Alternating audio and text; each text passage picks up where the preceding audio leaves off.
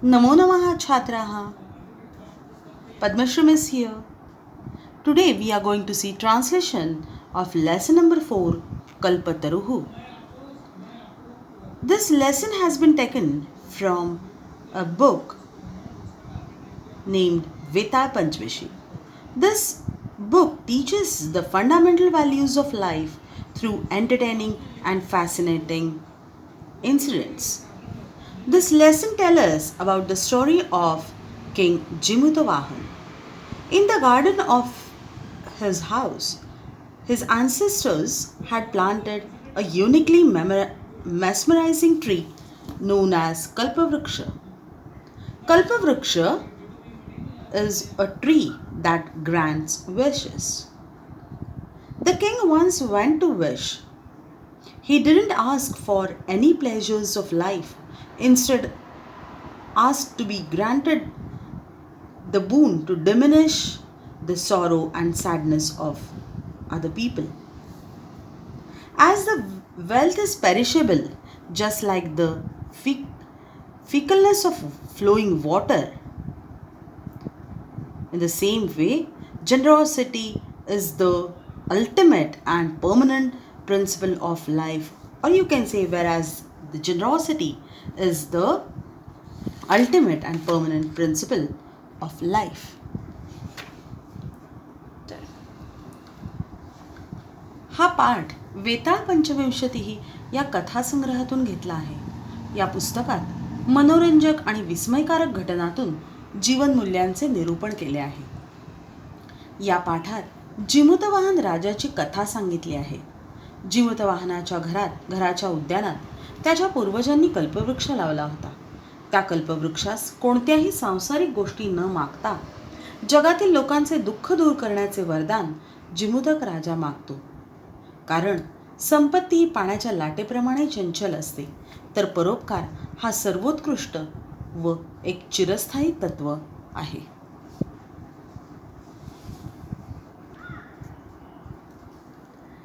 आता आपण ट्रान्सलेशन बघणार आहोत. प्रत्येक शब्दाचा मी इथे मराठी आणि हिंदीमध्ये अर्थ लिहिलेला आहे.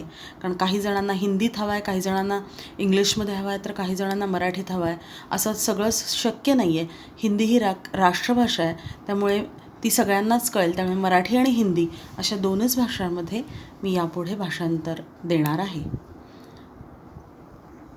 सुरुवातीला मी खाली पूर्ण वाक्याचं इथे भाषांतर हिंदीमध्ये दिलेलं आहे. नंतर मात्र ते दिलेलं नाही आहे. प्रत्येक शब्दाचा पुढे अर्थ मराठी आणि हिंदीमध्ये लिहिलेला आहे. तो पाहून तुम्ही सेंटेन्स फ्रेम करायचं आहे आणि खाली हिंदीत भाषांतर लिहायचं आहे. ज्याला मराठीत लिहायचं आहे त्यांनी मराठीत लिहायचं आहे. सुरुवात करूयात. अस्ति हिमवान नाम सर्वरत्नभूमीर नगेंद्रहा. हिमालय सर्व रत्नांची भूमी असलेला आणि पर्वतांचा राजा असलेला हिमालय नावाचा पर्वत होता. तस्य सानोपरी विभाती कंचनपुरम नाम नगरम. त्याच्या शिखरावर कंचनपूर नावाचं नगर शोभून दिसत होतं. तत्र जिमुतकेतुः प्लस इति श्रीमान विद्याधरपती वसती स्म. तेथे जिमुतकेतू नावाचा विद्याधरांचा राजा श्रीयुत जिमुतक हा तेथे राहत होता. तस्य गृहोद्याने कुलक्रमागतः कल्पतरुः स्थितः. त्याच्या घराच्या बागेमध्ये परंपरेनं आलेलं म्हणजे वंशपरंपरेनं आलेलं कल्पवृक्षाचं झाड होतं. स राजा जिमुतकेतुः तं कल्पतरुम् आराध्य तत्प्रसादाच्च बोधितसत्त्वांश संभवं जिमुतवाहनं नाम पुत्रं प्राप्नोत. बघा, जिमुतकेतू नावाचा जो राजा होता त्याने कल्पवृक्षाची उपासना म्हणजे पूजा आराधना करताना त्याला त्याच्या कृपेने बोधिसत्वाचा अंश असलेला जिमुतवाहन नावाचा राजा त्याला झाला असं म्हणण्यापेक्षा त्याने प्राप्त केला असं म्हणणं जास्त योग्य आहे. याचं कारण तो त्याला उपासनेतून झालेला आहे, त्यामुळे तो प्राप्त केला असं म्हणणं संयुक्तिक ठरेल. स महान म्हणजे थोडक्यात जिमुतकेतूला जिमुतवाहन नावाचा मुलगा आहे. स महान दानवीर हा सर्व भूतानुकंपीच अभवत.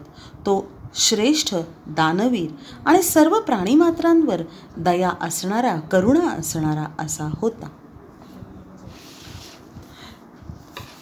तस्य गुणैः प्रसन्नः स्वसचिवैः च प्रेरितः राजा कालेन सम्प्रात यौवनं तं यवराज्ये अभिषिक्तवान. बघा, अभिषेक केला. यवराज्य अभिषिक्तवान, युवराज पदावर अभिषेक केला.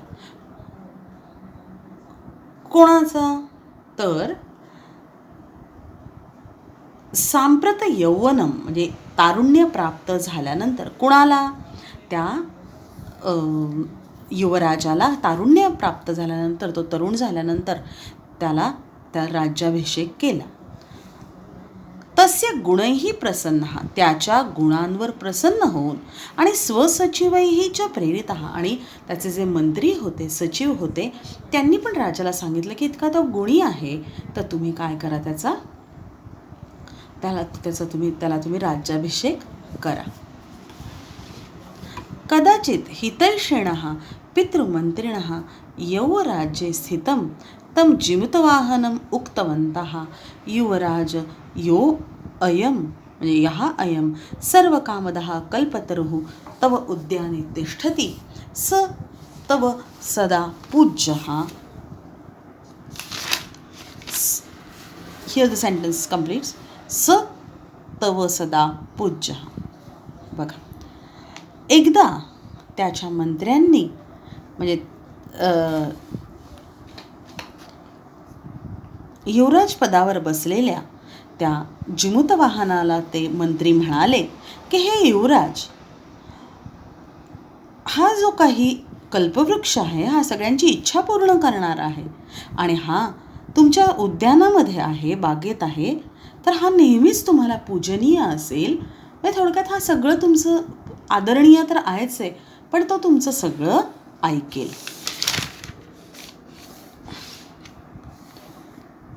अस्मिन् अनुकूले स्थिते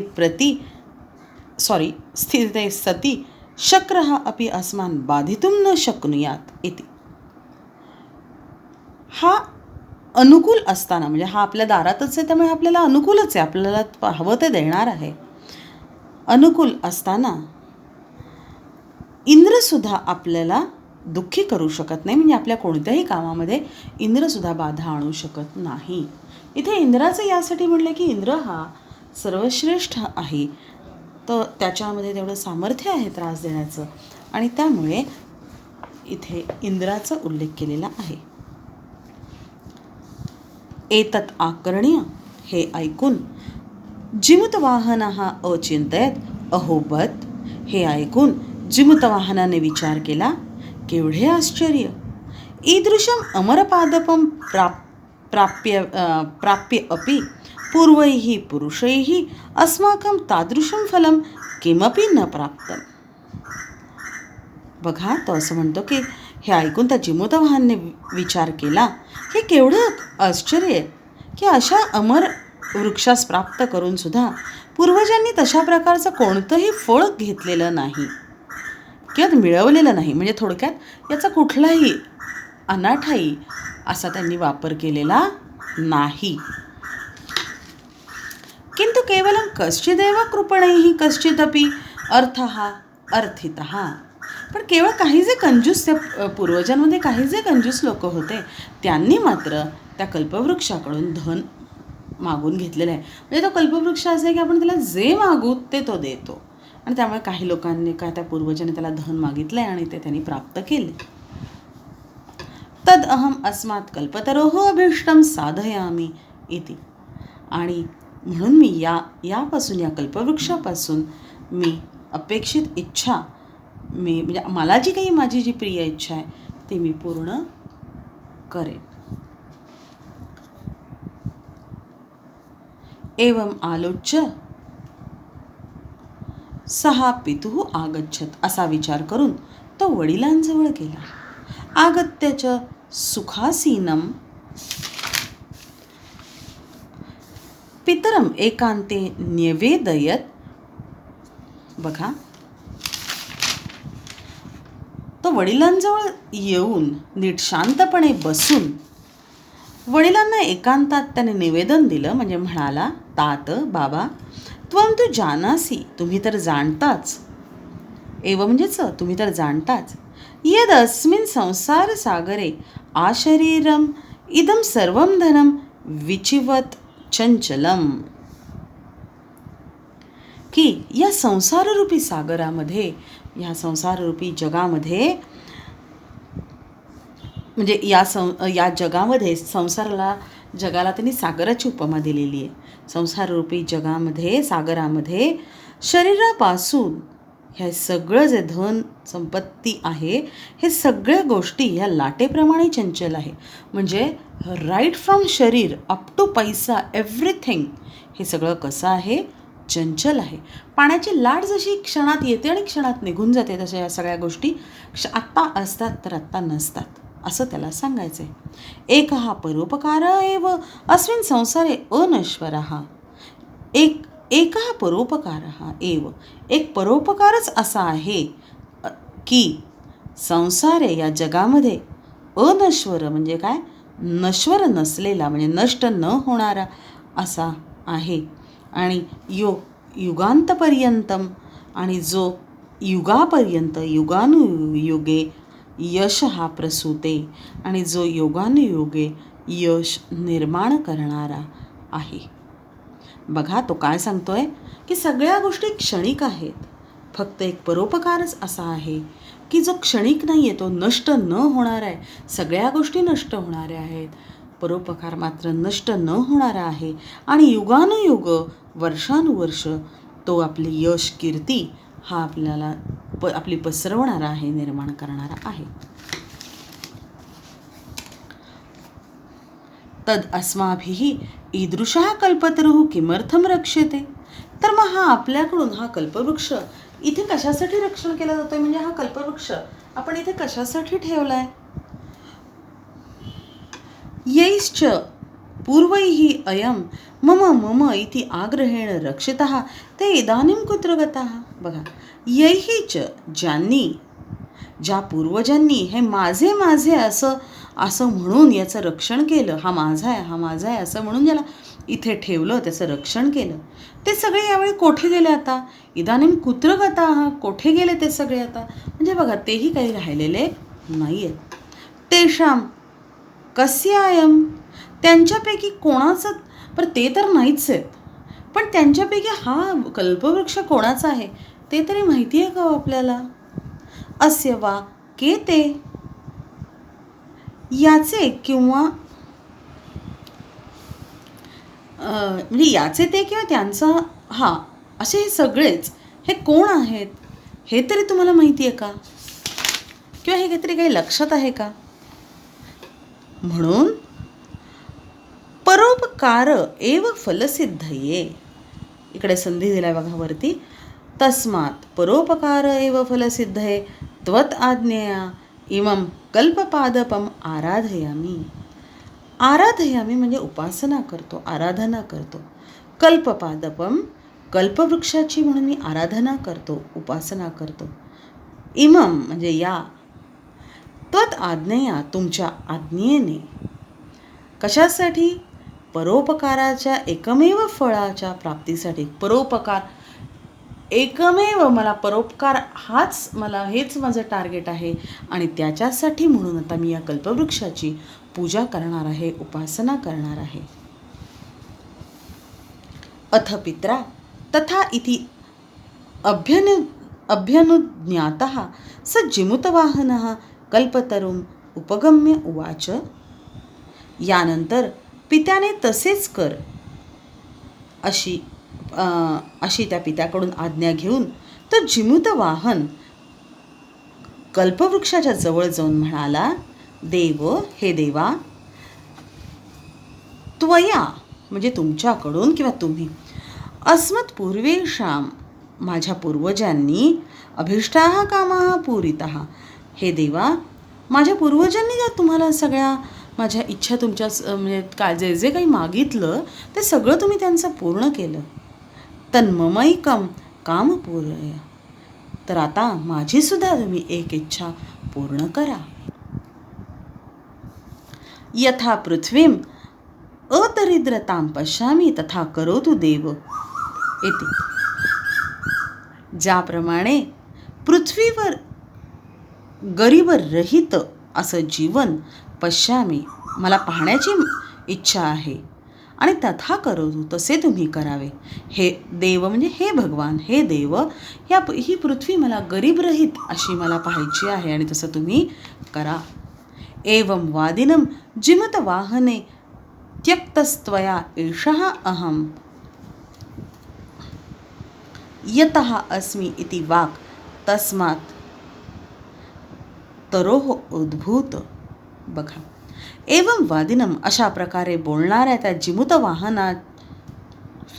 जिमूतवाहनाने ज्याला सोडल्यानंतर म्हणजे कोणाला, त्या कल्पवृक्षाला सोडल्यानंतर, एषः अहं हा कल्पवृक्ष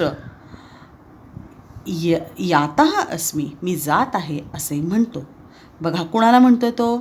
अशा प्रकारे बोलणाऱ्या म्हणजे जे मला ज्याला दारिद्र्य बघायचं नाही आहे असं जो जिमूतवाहन म्हणालेला आहे, अशा बोलणाऱ्या जिमूतवाहनाला त्यक्तः त्याग करून, त्याला सोडून हा जो कल्पवृक्ष आहे हा म्हणतो, यातः अस्मि मी जात आहे. इति वाक् असा आवाज, तस्मात् तरोः उद्भूत असा आवाज त्या झाडातून निघाला. म्हणजे ते झाड असं स्वतः बोललं. क्षणेन च स कल्पतरुः दिवं समुत्पत्य भुवि तथा वसूनि अवर्षत यथा न कोपी दुर्गत आसीत.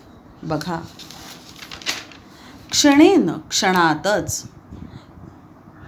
क्षणेन आणि क्षणातच तो कल्पवृक्ष आकाशातून निघून जमिनीवर तसेच रत्नांचा वर्षाव, ज्याप्रमाणे रत्नांचा वर्षाव करावा त्याप्रमाणे तो इकडे आला आणि त्याने समृद्धी निर्माण केली. आणि नकोपी दुर्गता असे, दुर्गत याचा अर्थ गरीब, आणि कोणीही गरीब राहिला नाही. ततः तस्य जिमूतवाहनस्य जीवानुकंपया सर्वत्र यशः प्रथितम्.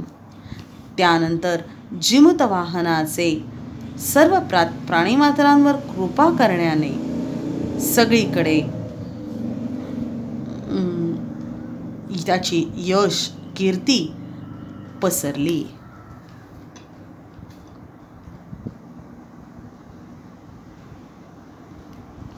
अशा प्रकारे ह्या जिमूतवाहनाने स्वतःसाठी काही न मागता आपल्या अखंड पृथ्वीसाठी हे सगळं मागितलं, आणि त्यामुळे त्याच्या या परोपकारामुळे त्याचं यश आणि कीर्ती सर्वत्र पसरली.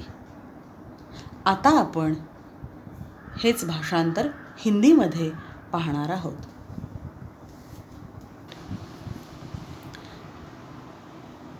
Now translation in Hindi.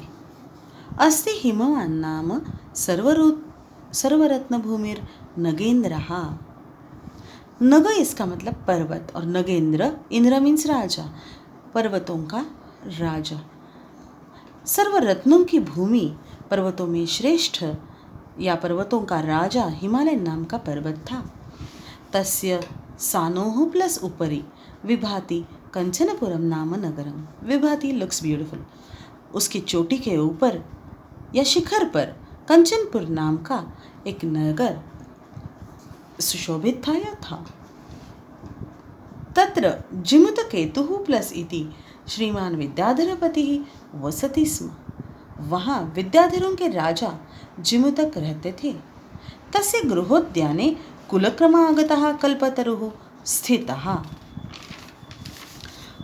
उनके घर के बगीचे में वंश परंपरा से आया हुआ कल्पवृक्ष था। स राजा जिमुतकेतुः तं कल्पतरुम् आराध्य तत्प्रसादाच्च बोधिसत्वांश संभवम जिमुतवाहनम नाम पुत्रम प्राप्नोत्। उस राजा जिमुतकेतु ने उस कल्पवृक्ष की आराधना करके और उसकी कृपा से बोधिसत्व के अंश से उत्पन्न हुआ जिमुतक नामक पुत्र को प्राप्त किया। स महान दानवीरः सर्वभूतानुकंपी च अभवत्। वह महान दानवीर और सभी प्राणियों पर दया करने वाला निर्माण हुआ या हुआ। तस्य गुणैः प्रसन्नः स्वसचिवैः च प्रेरितः राजा कालेन सम्प्रात यौवनं तं यौवराज्याभिषेक्तवान्। उसके गुणों से प्रसन्न और अपने मंत्रियों से प्रेरित राजा ने समय पर जब जवान हुआ या जवानी को प्राप्त हुआ तब उस युवराज के पद पर उसका अभिषेक किया। कदाचित् हितैषिणः पितृमन्त्रिणः यौवराज्ये स्थितं तं जिमुतवाहनम् उक्तवन्तः। युवराज, यहाँ अयं सर्वकामदः कल्पतरुः तव उद्याने तिष्ठति, स एव सदा पूज्यः। युवराज के पद पर बैठे हुए उस जिमुतवाहन से एक बार किसी समय पिता के हितकारी मंत्रियों ने कहा, हे युवराज, जो यह सब कामनाओं और इच्छाओं को पूरा करने वाला कल्पवृक्ष आपके बगीचे में खड़ा है वह तुम्हारा या तुम्हें सदैव पूज्य है या पूजनीय है। अस्मिन् अनुकूले स्थिते सति शक्रः अपि अस्मान् बाधितुं न शक्नुयात् इति। इसके अनुकूल होने पर या ये अनुकूल होने पर इंद्र भी हमें दुखी नहीं कर सकता या दुख नहीं दे सकता। एतत् आकर्ण्य, यह सुनकर जिमुतवाहनः अचिन्तयत्। जिमुतवाहन ने सोचा, अहोबत, क्या आश्चर्य है। ईदृशम अमरपादपम प्राप्य प्लस अपि पूर्वैः पुरुषैः अस्माकं तादृशं फलं किमपि न प्राप्तम्। उसने कहा कि ऐसे अमर पौधे को प्राप्त करके भी पूर्वजों के द्वारा हमें वैसा फल कोई भी नहीं प्राप्त हुआ या कोई भी फल इन पूर्वजों ने प्राप्त नहीं किया। मतलब ग्रीड की वजह से, लोभ की वजह से उन्होंने कुछ भी ज़्यादा कुछ प्राप्त नहीं किया। मतलब यहाँ उनकी अच्छाई बताई है। किंतु केवलम कश्चिद एव कृपणैः कश्चिदपि अर्थः अर्थितः। लेकिन कुछ जो कंजूस लोग थे उन्होंने कुछ से धन प्राप्त किया। मतलब जिमुतवाहन का कहना है कि अगर हम लोग राजा हैं, हम लोग इतने श्रीमंत हैं, तो हमें धनवान हैं, तो हमें अपने लिए ऐसा कुछ नहीं लेना चाहिए। राजा को प्रजा के लिए पैसा खर्च करना चाहिए, कुछ मांगना चाहिए। इसलिए वो जिन पर पूर्वजों ने उस कल्पवृक्ष से मांगा उन्हें वो कंजूस कह रहा है। तदहम अस्मात् कल्पतरोः अभीष्टं साधयामि इति। मैं इस कल्पवृक्ष से मेरी प्रिय इच्छा पूर्ण करने के लिए कहूँगा। और मैं, या ऐसे भी कह सकते हैं, मेरी प्रिय इच्छा मैं इनसे पूर्ण करवाऊंगा। एवं आलोच्य सहा पितुः आगच्छत्। ऐसा सोचकर वो अपने पिता के पास आया। आगत्य च सुखम आसीनम पितरम एकांते न्यवेदयत्। देखिए, आगत्य च, वहाँ पर आकर, च एंड, और सुखम आसनम, सुखपूर्वक बैठकर उसने अपने पिता को एकांत में निवेदन दिया या एकांत में कहा, तात, पिताश्री, त्वं तु जानासि, आप तो ये जानते ही हैं, यद अस्मिन् संसार सागरे, के संसार रूपी सागर में आ शरीरम, शरीर से लेकर इदम सर्वम, शरीर से लेकर सारा कुछ, धनम संपत्ति, विचिवत चंचलम, लहरों की तरह चंचल है। एकहा परोपकार एव, एव मीन्स ओनली ही, एक परोपकार ही ऐसा है कि एवं परोपकार एवं अस्मिन संसार, इस संसार में एक परोपकार ही ऐसा है कि जो अनश्वर है, नष्ट ना होने वाला है और युग युग तक ये चलने वाला है, रहने वाला है, नष्ट न होने वाला है और युग युग तक यश और कीर्ति निर्माण करने वाला है। तद अस्माभिः ईदृशः कल्पतरुः किमर्थम रक्ष्यते। तो ये जो कल्पवृक्ष है, हम इसका क्यों रक्षण कर रहे हैं, इसलिए हम किस लिए रक्षा कर रहे हैं, इसका मतलब है हमारे आंगन में हमने ये क्यों रखा है कि इसका उपयोग हमारे लिए नहीं करना चाहिए। यहाँ यही च पूर्वैः अयम मम मम इति आग्रहेण रक्षितः ते इदानीं कुत्र गताः। जिनके द्वारा ये पेड़ लगाया गया है, जिन पूर्वजों के द्वारा ये पेड़ लगाया गया है और जो इसे मेरा मेरा ऐसा कहते थे, तो इसकी इच्छा से उनकी इच्छा से इसका रक्षण किया गया, तो वे इस समय कहाँ गए। तेषाम कस्यायम, उनमें से किसका यह है, मतलब ये किसने रोपित किया है, किसने आरोपित किया है। अस्य who has planted this tree, अस्य वा केते, इनमें से अथवा कौन है वे, सॉरी इसके अथवा कौन है वे, मतलब इस कल्पवृक्ष के वे कौन है। तस्मात् परोपकारेक फलसिद्धये त्वत् आज्ञया इमं कल्पपादपम आराधयामि। अतः मतलब इसलिए परोपकार के एकमात्र प्राप्ति के लिए, केवल परोपकार की प्राप्ति के लिए आपकी आज्ञा से इस कल्पवृक्ष की मैं उपासना, पूजा, आराधना करता हूँ। अथ पित्रा तथा इति अभ्यनुज्ञातः स जिमुतवाहनः कल्पतरुम् उपगम्य उवाच। इसके बाद पिता के द्वारा वैसा ही करो, ऐसी आज्ञा प्राप्त करके वो जिमुतवाहन कल्पवृक्ष के पास जाकर बोला, देव, हे भगवन, त्वया अस्मत् पूर्वेषाम् अभीष्टाः कामाः पूरिताः तत् मम एकम कामं पूरय। हे भगवान, आपने मेरे पूर्वजों की, मेरे एंसेस्टर्स की सब इच्छाएं पूर्ण की है, तो अब आपको मेरी भी एक प्रिय इच्छा पूर्ण करनी होगी। यथा पृथ्वीम अदरिद्रां पश्यामि तथा करोतु देव इति। जैसा पृथ्वी पर गरीबी ना हो या गरीब रहित पृथ्वी में देखो, ऐसा मतलब मेरी ऐसी इच्छा है कि मैं गरीब रहित पृथ्वी देखूं या देख पाऊं। एवं वादिनम, ऐसे इस प्रकार जिमुतवाहन के कहने पर, एवं वादिनम जिमुतवाहन, इस प्रकार जिमुतवाहन के कहने पर, त्यक्तः त्वया एषः अयम यातः अस्मि, अस्मि यातः। तो वो वृक्ष ने कहा, वृक्ष से आवाज आई, क्या? अस्मि यातः, मैं जा रहा हूँ। मैं कैसा हूँ? त्यक्तः त्वया, तुमने जो मुझे छोड़ा है, तुम्हारे द्वारा छोड़ा गया, मैं अभी जा रहा हूँ। इति वाक् तस्मात् तरोः उद्भूत, ऐसी आवाज उस वृक्ष से उत्पन्न हुई, उस पेड़ से उत्पन्न हुई। क्षणेन च स कल्पतरुः